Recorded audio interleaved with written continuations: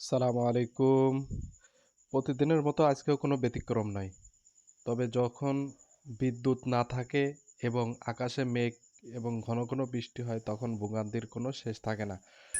তো আলহামদুলিল্লাহ সকালবেলা উঠে গোয়াল খুলে দিলাম এবং গোয়াল পরিষ্কার করার জন্য নিজেই রেডি হয়ে গেলাম আজকে। প্রথমে গোয়াল পরিষ্কার করে এরপরে কারেন্ট না থাকার কারণে নিজে নিজে সাইডের হাউজে পানি থাকার কারণে সুবিধা হয়েছে। পানি দিয়ে হাউ পরিষ্কার করে দিছি, গোয়াল পরিষ্কার করে দিছি। এর ভিতরে গরুতে অনেক দুষ্টমি করতেছিল, তো ওদের আগে ঘাস দিয়ে নিলাম যাতে ওরা দুষ্টমি না করে। এরপরে ভালো করে হাউজের থেকে পানি নিয়ে গোয়াল পরিষ্কার করে দিলাম। যদি কারেন্ট না থাকে তো এই ক্ষেত্রে হাউজে এক্সট্রা পানি দিয়ে গোয়াল পরিষ্কার করে দেই। এদিকে আকাশে প্রচুর মেঘ এবং বৃষ্টি হচ্ছিল।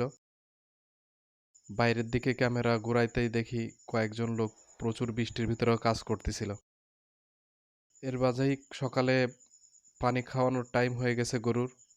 এর ভিতরে সকালের ঘাস খেয়ে গরু শুয়ে পড়ছে। তো ওদেরকে উঠানোর জন্য চেষ্টা করছিলাম, ওরা উঠতেছিলই না।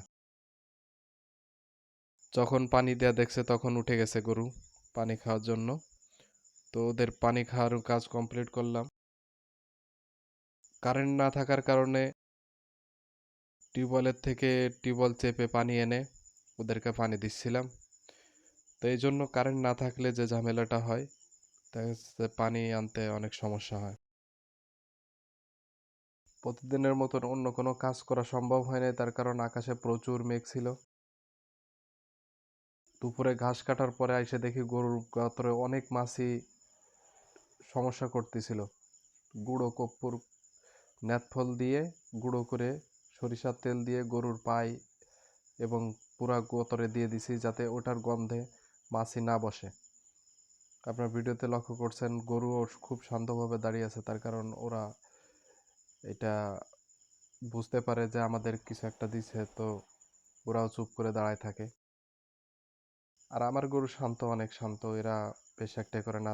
তো সন্ধ্যার সময় মাছি তাড়ানোর জন্য ধূপ এবং নারকেলের খোসা দিয়ে করছি। সবাই আমার জন্য দোয়া করবেন, খাবারের জন্য দোয়া করবেন। সালামু আলাইকুম।